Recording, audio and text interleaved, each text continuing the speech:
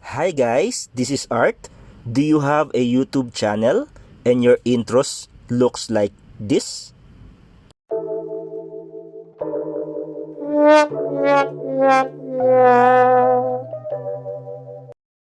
Boring, isn't it? Let me show you how to make intros like this.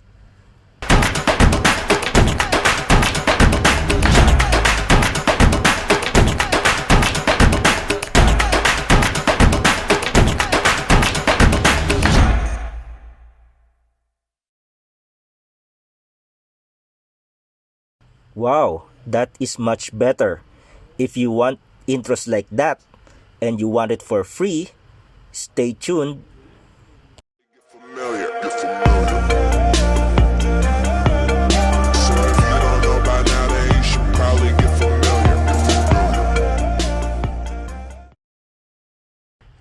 Hello guys, welcome back to our channel. So before I proceed to this video, I want to make a shout out to SirKenn TV. He made a comment in our gimbal video regarding intros. He said that he is requesting for a nice intro. So for my response, I will show you how to make great intros for free.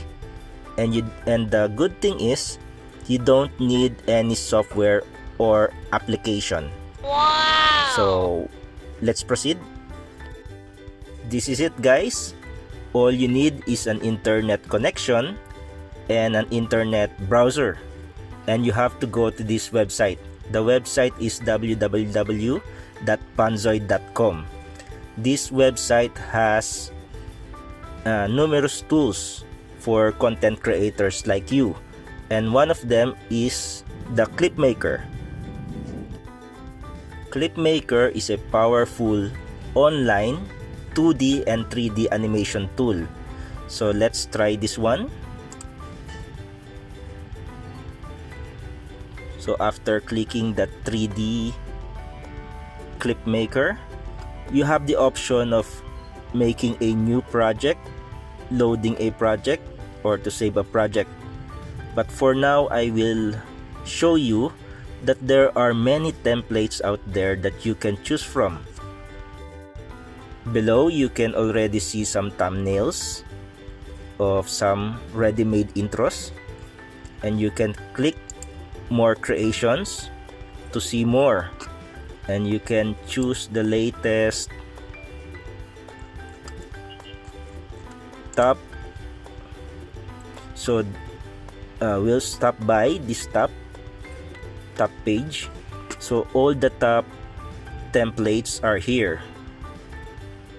So as you can see, there are many templates you can choose. So we'll make an example. So let's choose this one. Then click open in clipmaker, and let's wait while it's loading. Okay, then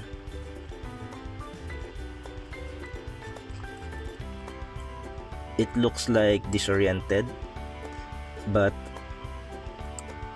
you can actually look at the preview of the animation by clicking the play button.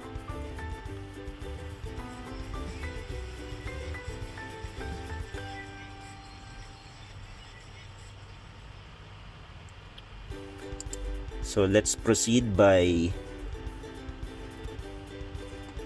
modifying them. On the left side, there are some buttons you can choose from. You can choose the video resolution, frame rate. Is it for outdoor environment blocks or the darkness? So what's the name? So let's choose a name for that one. So let's choose SirKenn TV. So you can also modify the font. So for now, let's just do this by putting the title. If you want, you can modify by adding effects, the position of the video, add more music or audio file. But for now, let's just modify by changing the name.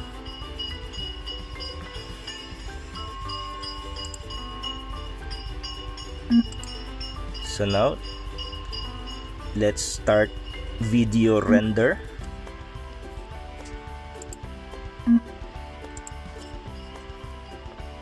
Then it will start to render the video.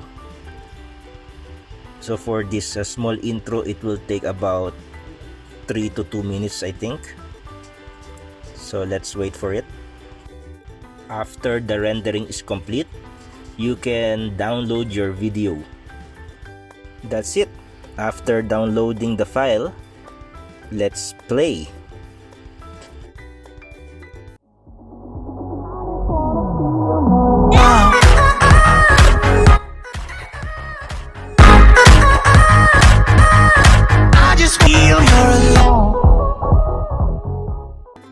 That's it, guys. We showed you how to make awesome intros for free and without installing any software.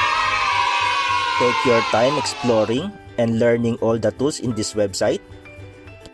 And in no time, you can create awesome intros from scratch.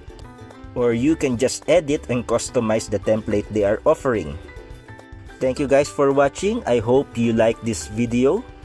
If you like this video, please click the thumbs up button, subscribe to our channel, click the notification bell for future updates, and please comment all your suggestions and insights in the comment section below. Thank you guys again for watching, and God bless.